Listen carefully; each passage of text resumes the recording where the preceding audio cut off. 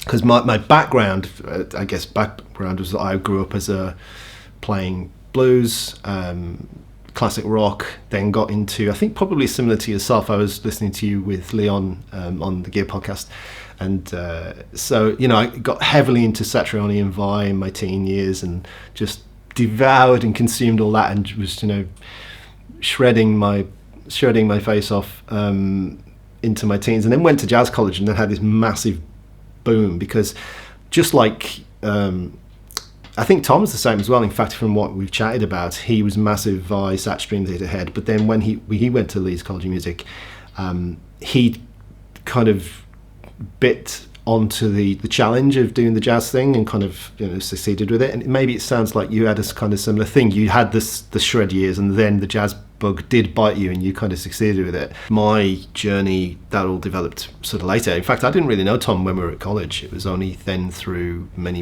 years later, of sort of bumping into him sort of virtually and connecting the dots. It was the same person that was back who was at the jazz college. And yeah, about 10 years ago, I was in a bit of an existential crisis. I'd not really been playing, I'd not really been into music. I was teaching, I was sort of doing a lot of teaching work, but I was not really invested in guitar. And I got super back inspired by the likes of Tom and Rick Graham and Martin and all those guys in the early days of YouTube. And it kind of inspired me to just reattack the guitar again, and sort of tackle a lot of playing issues with my playing that I'd never really got sorted when I was at Leeds College of Music, because just cards on the table, kind of like I kind of balls that up. I certainly couldn't play changes. I couldn't play jazz when I was at music college. I kind of screwed that up royally, and so it was very much a reinvention. When I hit my 30s, I had that kind of like moment. What have I done? I've just wasted the best years of my life, and figured that, okay, well, it's not too late. If I really, really apply myself and try again, I can kind of hopefully become the player that I, or closer towards the player that I would have really wanted to be.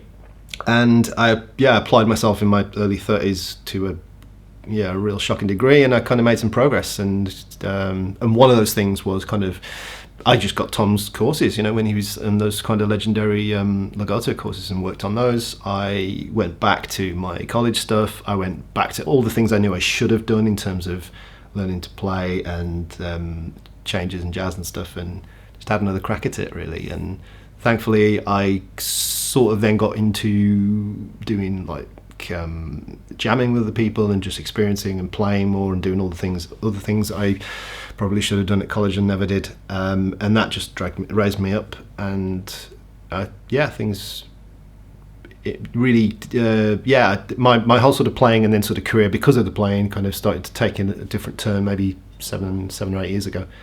It's a bit of a weird one. Like it's unusual to sort of at a later point to sort of pick it up and kind of and basically change complete course by the sound of it.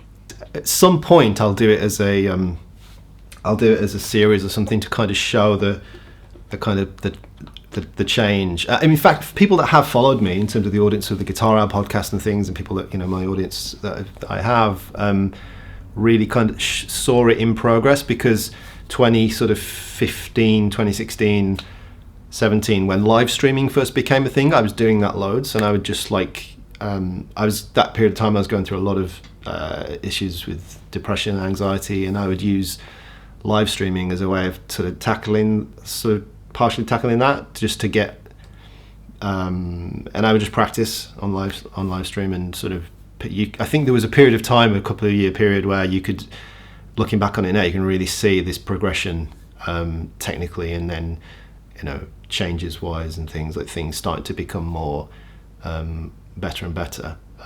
But yeah, it really was like a person I was, and the musician and player I was in my sort of 20s is nothing like I am now. It's kind of weird. It's inspiring. That's fantastic, man. Good on you. Yeah, that's awesome.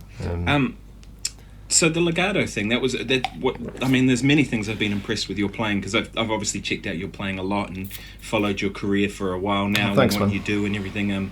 But the legato thing was one of the first things I noticed. I just remember you had this very ease of which you did things. Like there was nothing sounded laboured. Everything was just like oh, this is what I do. So how did you get to that point? Well, again, honestly, it was. I have to give full credit to and I'm good friends with Tom, and so I've a lot of experience in jamming, and I'm kind of learning from the best in many ways. And there was very much an element of just listening and taking on board that idea of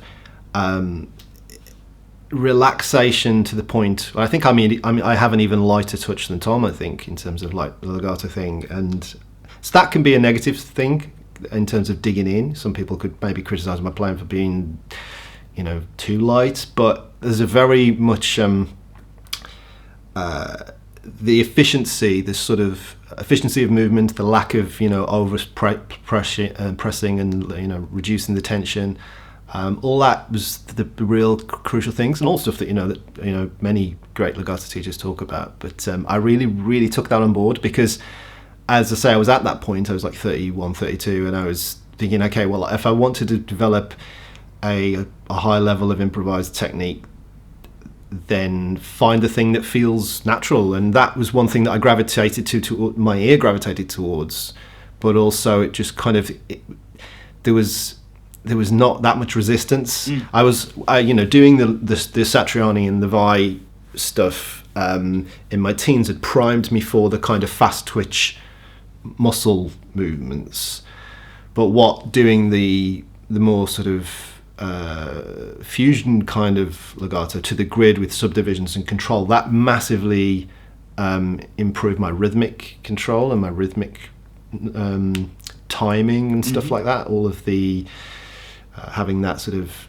I don't know, I don't want to say that I find it effortless, but it can appear that way sometimes on a good day. It can where there's a control over each finger and each and it knows what it's doing against each subdivision and part of the beat, etc., and each string. And so that came about through just sort of really paying attention, playing really slowly, being super in control. It's funny because I'm in the middle of a video project at the moment where I'm doing I'm playing with the new Tonex Joe Satriani amp collection. I don't know if you've seen that.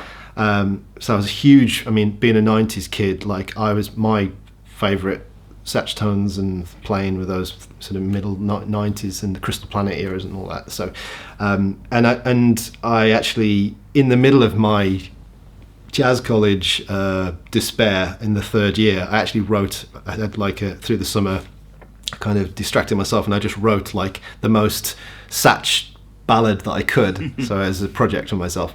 This was like 20 something years ago, and anyway, I never really recorded it. So I've, over the last few days, or this last week, I've been relearning and recording that Satch inspired ballad with Tonex stuff. And the point to telling you this is that trying to learn to play like that style of legato again has been quite a weird situation, going back to that sort of floaty, not really thinking about the grid or subdivisions or timing, just playing as fast as you can, and then anchoring the first finger to the string change, and all that kind of style of playing is just so different now, because I've spent the last 10 years with it, playing more rhythmically and sort of aware of my subdivisions and things. So that's and then just coming back out of that after finishing recording it, and then going back now to playing normally again. It's what's going on, what's happening with my fingers. So I feel like I may have but I've had a great time doing it. I'm hopefully going to publish that video this week,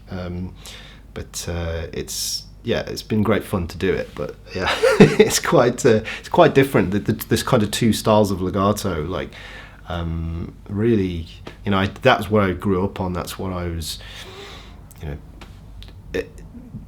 doing, For the Love of God and Tender Surrender and all that stuff. And then I had a huge break through my 20s, and then I almost started relearning technique from scratch, with Tom's courses and other, legato things, and all these legato players that are more fusion inspired, Alan Hines, Breg Arced, all these people, and that kind of changed my everything. So going back to the other way is quite weird.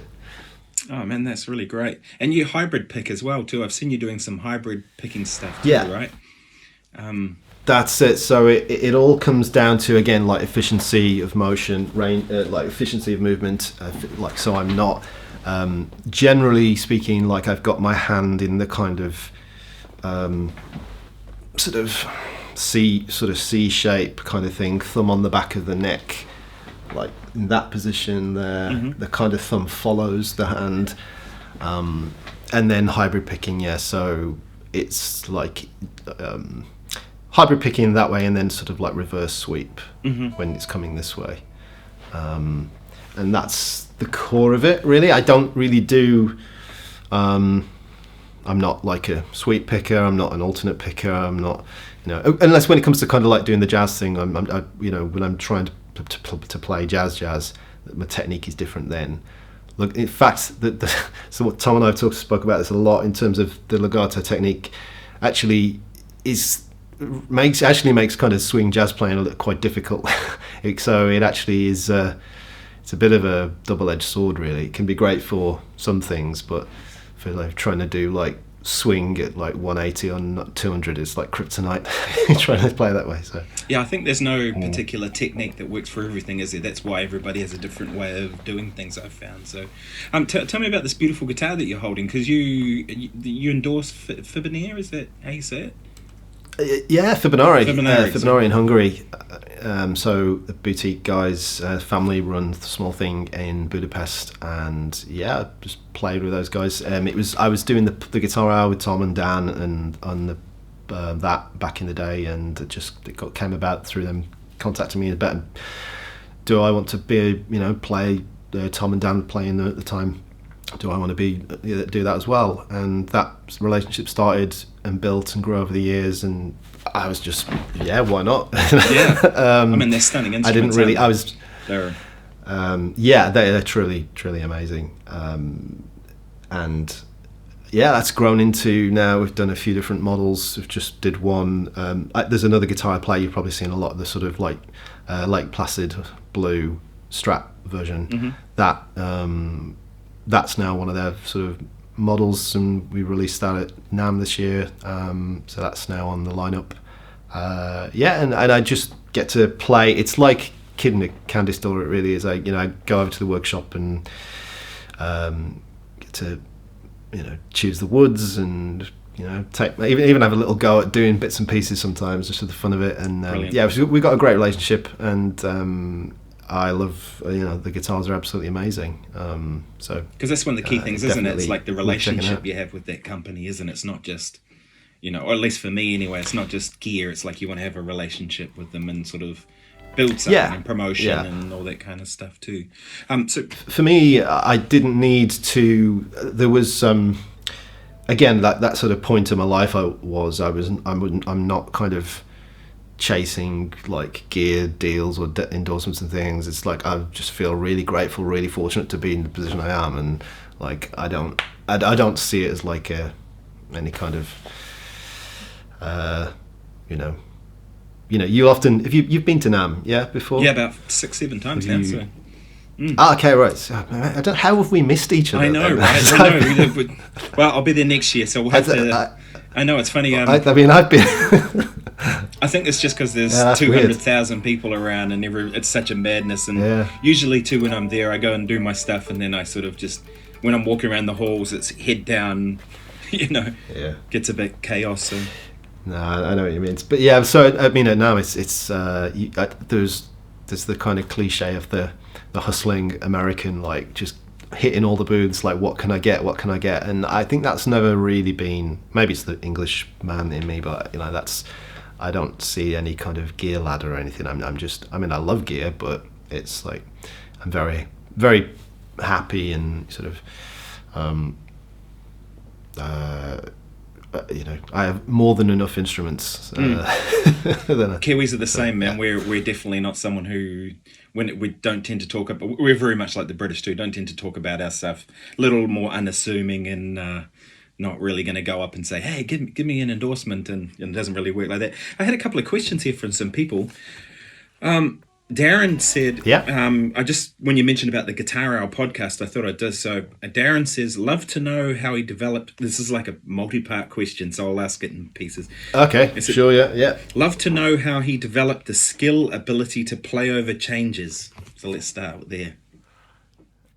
Well, yeah, I mean, like that kind of links back to what I was talking to about the journey. So one of the things that was huge for me was just learning the fretboard, like properly learning the fretboard. I had conversations with like pianists and sax players, kind of secretly, like I'm asking for a friend, like because I didn't want people to know. I was kind of, it was about me, but and it turned out, like other people just know the notes on their instrument way better than guitar players.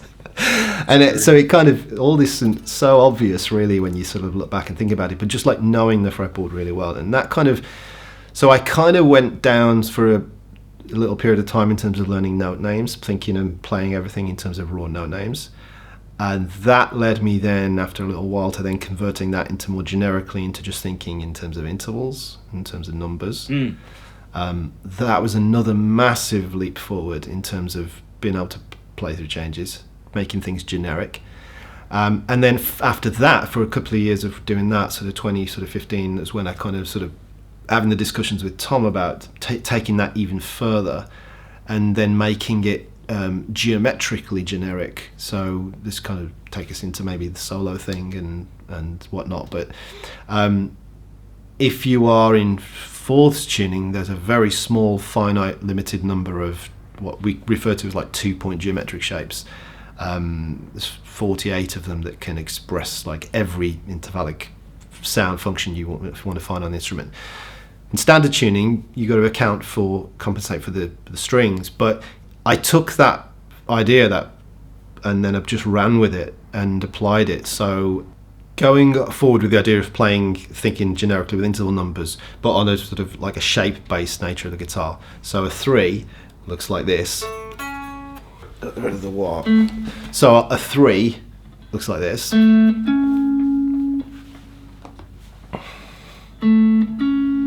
Or this. Or this. Or this. So there are 2 ascending and 2 descending ways I can visualize what a 3 looks like on the instrument. Excuse me, sorry. And so because of that sort of like repeating generic nature, that's the same everywhere on the fretboard if you compensate for the tuning.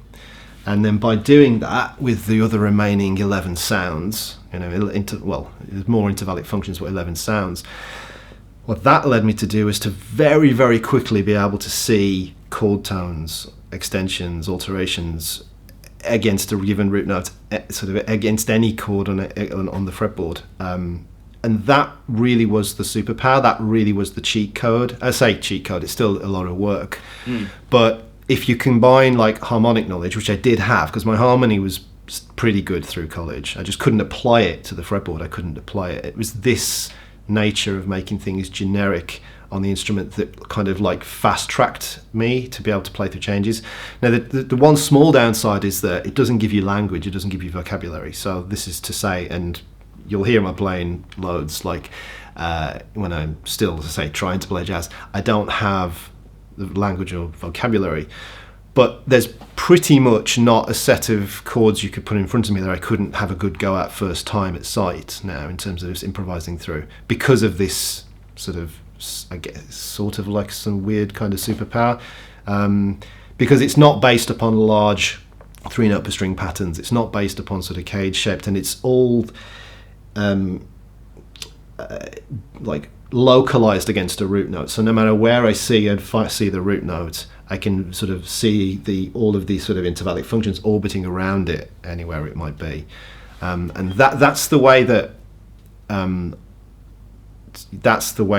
sort of got initially sort of fast tracked into being able to play through changes really. But you've got to combine that with sort of harmonic knowledge, I think, really.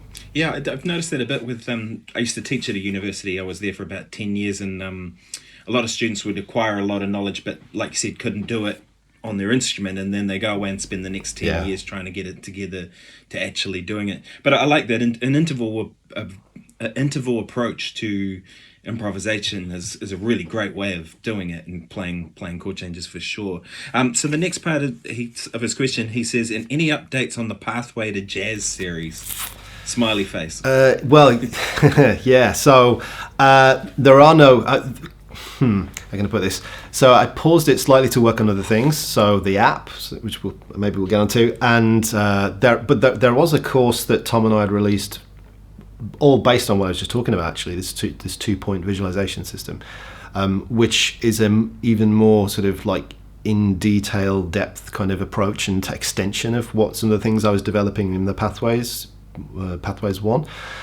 My plan, and I regret sort of saying this, but my hope is to kind of reformat, master and shoot and kind of reorganize that without the kind of narrow kind of jazz thing, because I think a lot of the information in there is highly relevant to people of all styles, and I think I was kind of shooting myself in the foot at the time without realizing it, because when I was making that stuff, it was almost like a documenting process of my own kind of journey, in that sense of I've had these last 5 years of remarkable progress. I want to document it and show people what I was doing. So in many ways, I mean, that's it's a bit of a shameless plug, I guess. But if you really, if you've watched any of the Pathways stuff, then I talk a little bit about it in there. That a lot of that stuff that I'm teaching you in Pathways was what I was literally doing, even down to things like, I remember some really key moments for me that were like really pivotal. And you'll laugh at this, but I was sitting in a practice room like 2012 or whatever, and I had, do you know iReal, the app? Oh, yeah. iReal Pro? Mm-hmm. Yeah, okay. So it's, I get it, it's a love-hate thing. Some people have huge criticisms, but I found it incredibly useful, because what it allowed me to do was to take something like All the Things You Are and slow it down to the point that my brain could force its way through connecting the dots as slow as as my brain. And it doesn't sound like music, it doesn't sound like anything, but the point is, as an exercise, using that app and then doing like continuous chord scale connections through the changes, things like that. I remember vivid moments of 2012 working on All the Things You Are in iReal, and it's things just clicking, and I could move continuously from one chord scale into the next as the chord changed, and highlight the actual change. Those little moments were sort of huge for me. Absolutely. And that's what I'm sort of documenting in the Pathways stuff. So that's how. So I'm hoping to come back to actually answering the question there. So I'm hoping to the part 3 will be incorporated into a much bigger, kind of more extensive, not generic courses in like for everybody, but I think just the titling of Pathways to Jazz was perhaps a little bit doing it disservice, because as I've discovered, like, it's not necessarily, depends on how you define the word jazz, I guess. Yeah, exactly. I was going to say, when you mentioned that it was much broader than just jazz too, right? You could use it to develop lots of things, right? Well, yeah, absolutely. Which is why I've ended up going that route myself anyway, in terms of like, I can't really be considered a jazz guitarist, but I can play it a bit, and I love to try and do it. So and it's definitely opened my world because of exploring that area, and certainly something I'm deeply passionate about. Cool. So hopefully we've got many things to work on this year, but I'm hoping to at least lay the groundwork for this this year, and then with the idea is to kind of release next year. Brilliant. He also said, as I said, multi-part question, also as a loyal fan of the Guitar Hour podcast, do they have any plans to continue the podcast? I've learnt so much from it, and I really miss it. Sad face. Yeah, sad face, I think, all round. There are no plans current. There's it really comes down to scheduling and lives, and I think we just can't right now. I would love to get it back in some form, whether it's same people or different people, or I think that the idea of it is really good, and I miss it a lot. I miss talking to those guys on a weekly basis. The idea of just having a, like a group therapy session is what it pretty much was. Between the four of us to just kind of sort of rant and rave about the week's happenings in like our guitar lives was just like really, really good for us and for me personally. And yeah, we had a lot of, when I go back, I mean, we had 170 odd episodes or whatever, and we had some fantastic guests and great interviews. We dived deep into some super nerdy topics. Like, it was not like, it wasn't for the faint of heart. We would go deep on theory and technique and stuff. So no, I've listened to plenty of them. Believe me, I really enjoyed the podcast. It was great. Hopefully we can do it again. Like it's just a point of lives where it's not right now. I'm afraid. Sorry, sadly, sad face for me too. Oh, that's all good. That you like you said, you got other things going on. So what occupies your day at the moment generally? Obviously you're out gigging and doing stuff too. Like I think you've talked before about playing in function bands and doing obviously clinic workshops, stuff like that, and some teaching and all this. So generally, what occupies your day? You've just been there. You just outlined it. Yeah. So I would say I spend a lot of time. I still try to spend a lot of time as much as I can, kind of practicing and playing. The biggest things would be like the solo app, and some gigging, and then Zoom lesson teaching, and so it's a combination of these things. So it's working on my own projects, videos, courses. It's like I was saying, the app, which is remarkable amounts of work. I can imagine. Tell us about gigs, doing the gigs, and then doing like. Excuse me, and then doing Zoom lessons. That's the thing. So the app Solos is the merch, repping it here. This was a lockdown project that Tom and I stumbled across the idea for after a long car journey from a bit of a naff guitar show in London. We left early and we were just chatting on the drive back, talking about practice, and this is sort of November 2019. We thought, wouldn't it be incredible if there was a practice tool that could sort of help train you to kind of visualize the fretboard in the way that we think about it and practice and stuff. And thought, man, this has got to exist. Someone must have already done this.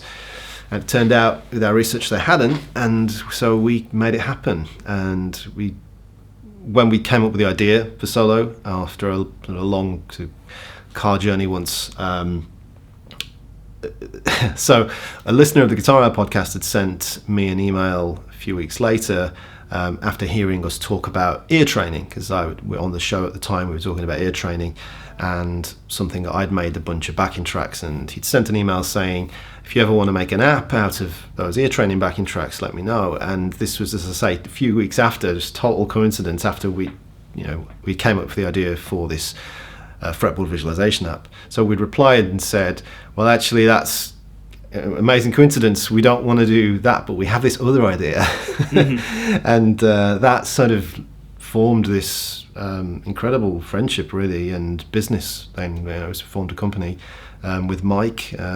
He's a software engineer and he lives out in Portland, Oregon, and that all started because March 2020, everything locked down and the world went crazy, and then we spent the next 9 months until the end of the year doing nothing else. We would, felt like it was, we just lived on Zoom for 24 hours a day, 7 days a week, developing and working on this app, and we went from nothing in March 2020 to released on 1st of January 2021.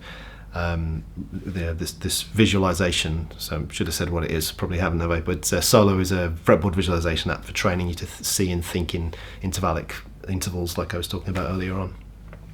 I think it was either you or Tom I saw first post about it, but the first, and it's sort of I think at the time things were a bit crazy busy for me, but then I remember seeing Adam Goldsmith talking about it, who I assume you know, the London-based guitar player. Adam, yeah. And so Adam was talking about how brilliant it was, and I remember I was thinking, oh wow, okay.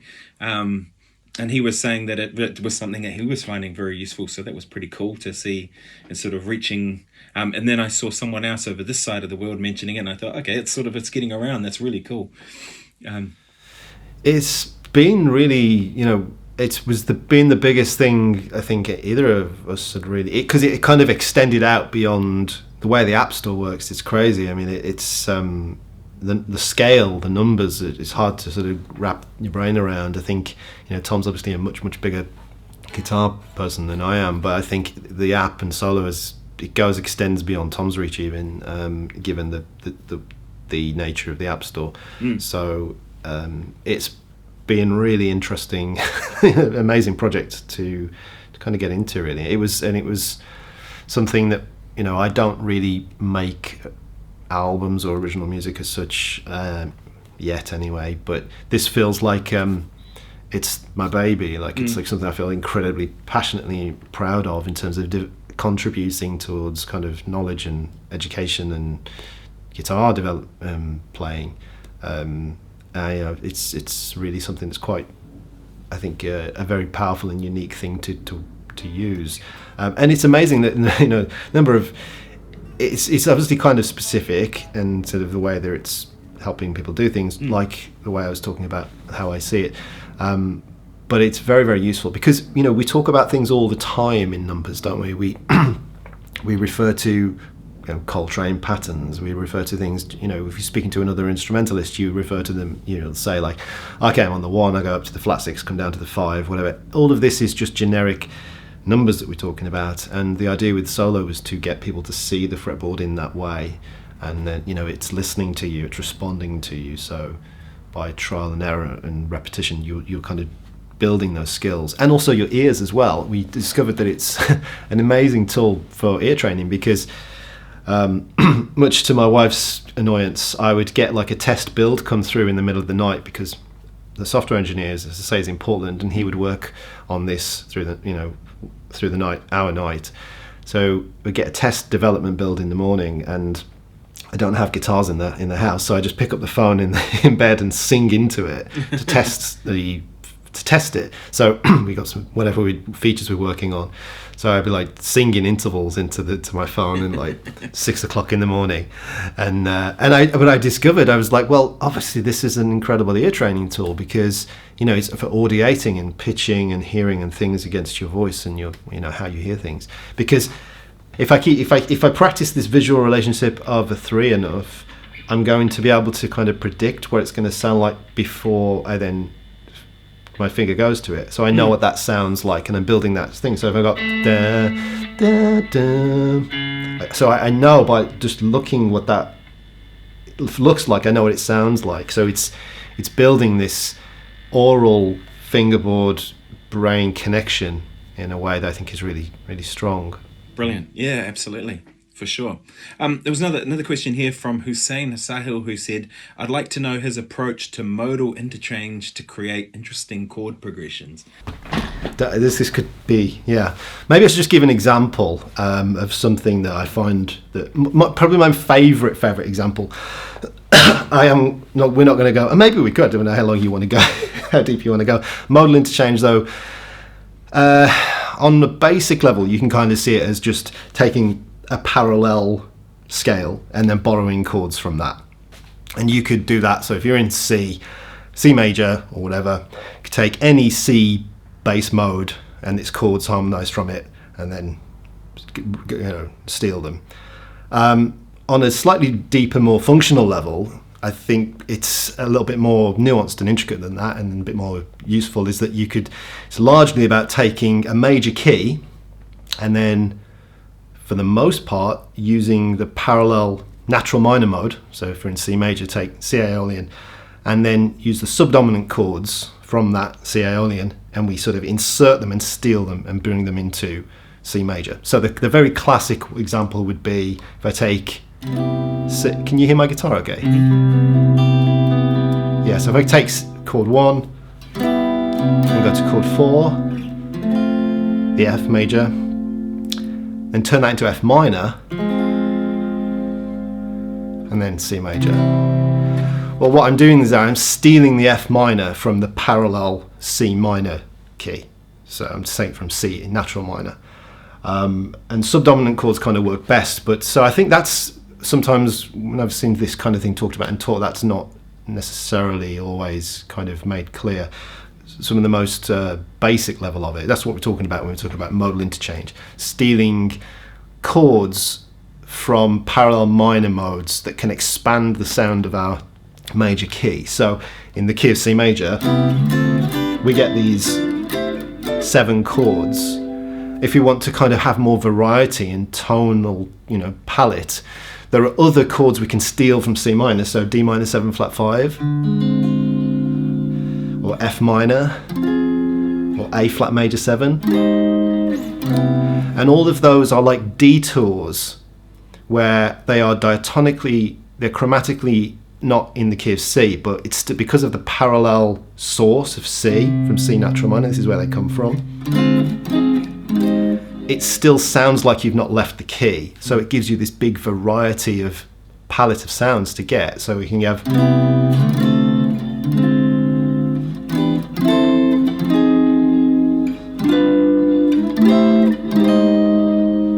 and so that's me stealing the subdominant chords from C minor and putting them into the key of C major.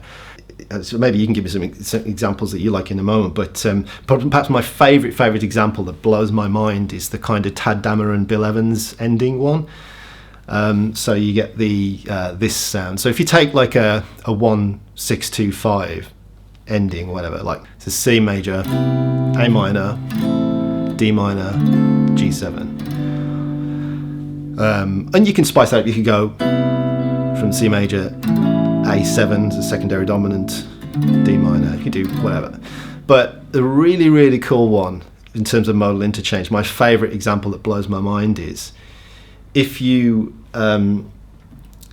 instead of doing the 1-6, if you kind of try to substitute that to E flat major 7, like that, and then instead of doing the D minor, the 2, you try to substitute that to A flat major 7, and then instead of doing the G7, you try to substitute that to D flat major 7. You get this gorgeous, gorgeous sound.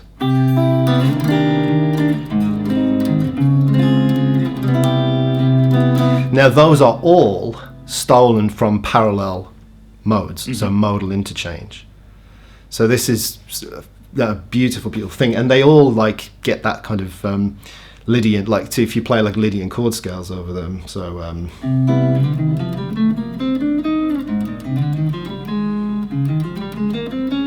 the sharp 4 in those is the original note we tried to substitute from, which kind of, that just blows my mind. That's my favourite example of modal interchange, I think, that has this like weird, awesome thing. So we get from like the Ladybird changes, right? Ladybird. That's it. Yeah, exactly. Yeah, and Bill Evans does that as well, a lot as well. And Wes Montgomery that's probably Wes Montgomery on Days of Wine and Roses and things. Yeah, it's a killer one. I as soon as you said, I'm going to put the major 7, I was like, I know where he's going. It's one of my favourites too. It's a beautiful turnaround. Yeah, that's it. And so and they are just all pulling from the parallel modal. The source of that is modal interchange coming from. So this is why it doesn't. It's because before I kind of learned this, I knew the trick. I knew the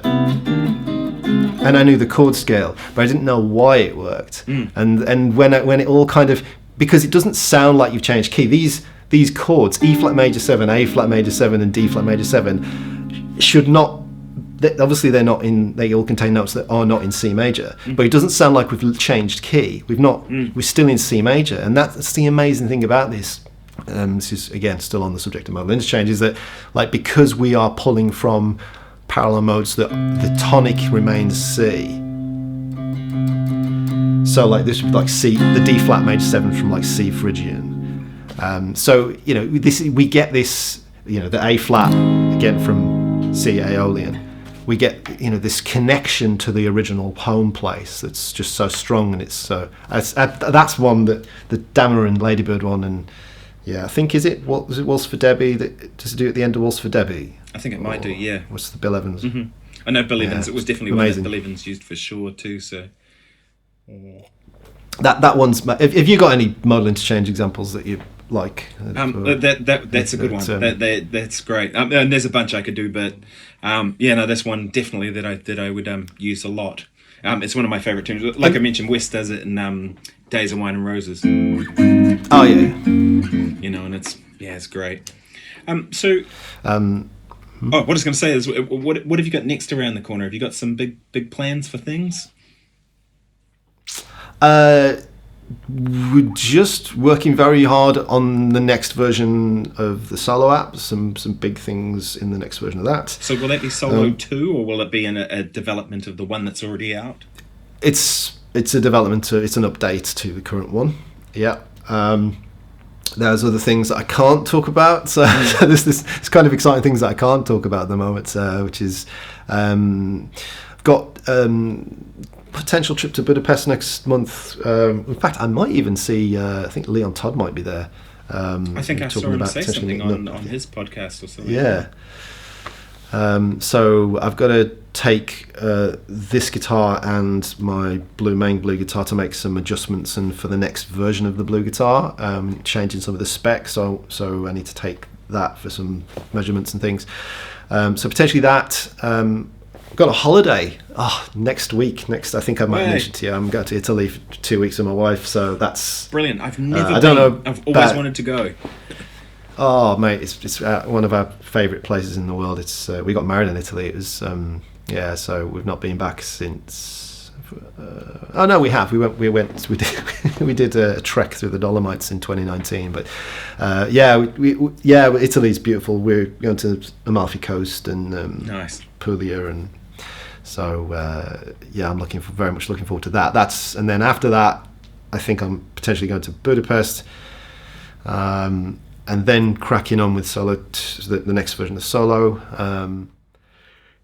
Any plans to record any of your own music, or release any of your own music, or just not really feeling like that at this point in time, or what? Well, I'm doing things. The pressure is. I don't want to pressure myself, because I think if I do that, it's not gonna. I won't. But what I do is I kind of do small projects. So like there's this video with it's got the Satriani tune that's inspired tune that I've written, and so I tend to write things for video projects or briefs and do that way. I do intend to. I want to do something with a band. Obviously, I do a lot of gigs and stuff, but I don't do original stuff, or I don't do as much improvised music as I would like with bands. So that's going to be a 2025 project, is to get something where I'm doing fusion inspired jazz rock kind of stuff live, and obviously for zero money, but just for hopefully get inspired people to want to do that. So that's the plan for 25, and maybe original stuff will come out through that. That would be, I think I would like to do it through a band setting rather than, because I know I'm my own worst enemy for perfectionism, and if I just let myself sit in my own, it's like with the solo, with the app, working with Tom and Mike, I can't, I think I have a really good attention to detail, but I'm a perfectionist to my own detriment. So it's good having other people to say, shut up, Beebee, we can't go any longer, we have to release this. We can't keep working on this. So I think being in a band setting, doing that sort of stuff will prevent me from my own worst impulses of just obsessing and never getting finished. So that's probably better than me trying to say, right, I'm going to do a David Beebee solo album, and then, because that wouldn't happen, I'm sure. Well, and like you said, you're putting out a lot of original music with the various projects you're doing and things anyway, so your stuff's getting out there, and of course you've got your YouTube channel and all the different things like that. So that's the big thing for this year. Really, is sadly, I'll never get to daily videos, but I am really wanted to take that more seriously and try to get to one a week, get to the point where I'm at one a week and maybe two at some point. I don't know, but I tend to, again, it's like when you've watched any of my videos, like I kind of go, I go really deep on things, or just like to spend too much time trying to. Oh man, I loved your Beat It one the other day with that the wide stretch thing. You know, I'd never thought about that. It was like, because I think I learned that solo when I was maybe about 15 or 16 years old, and have played it plenty of times before. But seeing someone else do it and up close and kind of, I was like, oh yeah.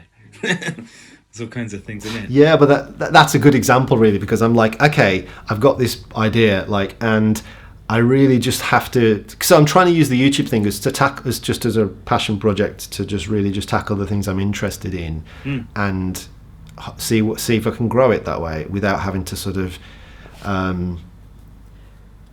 know it will be inevitable if it does become any kind of sort of success. It will be inevitable. But I want to try to resist the kind of the algorithm pulling me in a certain direction to produce certain 100%. Content. I hear you. And this is really interesting because you're going, super hard on the YouTube thing, and yeah, but I'm not chasing views, and I'm not chasing. I'm sure. I'm like you. I'm not. I find it I don't really think algorithm at all. I hate that idea. Yeah. I hate the idea of producing content. You know what I mean? It's like yeah. I just do whatever makes me happy, and that's kind of it. And that's why I really enjoy watching your stuff, and I personally really, you're an amazing player, and thank you. I think that the variety is something that I personally find really interesting. I sometimes wonder if I lose my audience because of it. Well, but that's what I mean about the inevitability of being pulled by the algorithm in like, and I this is what I mean, like with my own stuff. It's like I can. It's like at some point, if there's any level of success, I think it's inevitable we'll be pulled that way slightly. I just want to see how far I can kind of resist that and enjoy it whilst. So I'm trying to, as I say, kind of tackle things that are interesting to me from a guitar perspective, and not necessarily. And sometimes, I did a sort of a hybrid picking thing. I tried to like the Eric Johnson kind of thing, but my way with hybrid picking, like, for those that can't do Eric Johnson, that got some really good views. And then the next video won't get very many views at all. So like, I'm trying to just be like, not worry about that, not chase it. You just try to focus on the things that are kind of interesting. But I'd be lying if I said it wasn't on my mind that would be a really useful thing to grow, because I enjoy it, and it's a window. It's an outlet for, as you just said, original things, or my playing, or my other projects, to help sort of bring attention to other projects. So it's the second biggest search engine after Google, apparently. So it's like it's where people go to find out things and know information and what have you. So and like you, my goal with it was really just to kind of track my own progress in many ways, because I'm just trying to get better, and I'm trying to learn, and it's been really interesting seeing myself playing and going, God, I got to work on this, and gee, that was sloppy, and that was okay, and that was things that I thought were bad were good, and vice versa, and all the rest of it. And so it's been a learning curve as much as anything else. And I definitely... You've got some... there was a video... I can't remember what it was now, but there was one of the first things that really jumped out to me was your time feel on... Was it a SCO thing, or was it something you were doing? Really, really, really cool. You got a very good time feel. Oh, thank you. Thank you. Because that's the one thing really I think is the worst part of my playing. And I always beat myself up about... And it's funny, when I post videos about rhythm guitar, or if I post videos about chords or that kind of stuff, they're usually the videos that do the worst. And it's the shit that everybody really needs, right? Yeah, I mean, it's always the thing. Like, I just did a video on learning function band tunes, like how I learn a tune and write a chart and stuff. And I think that's a really useful video. And I knew that was going to be, because I was I had songs to learn for a gig, so I just literally just sat down at the computer, filmed me transcribing them just by listening. I saw it, yeah. That's great. And talking through it. Mm-hmm. Oh, okay. Cool. And you used iReal to do the chat. Yeah, just to make the chart, and it was one of those things that I feel like that kind of video is really potentially interesting and useful to people, but it's not going to get that many views. And it's been demonetized, of course, because I was transcribing the song. Well, I should let you go because I've been taking up a lot of your time, and man, I'm really thankful that you did this. So it's greatly appreciated. My pleasure, man. It's been really enjoyable to chat to you. Yeah.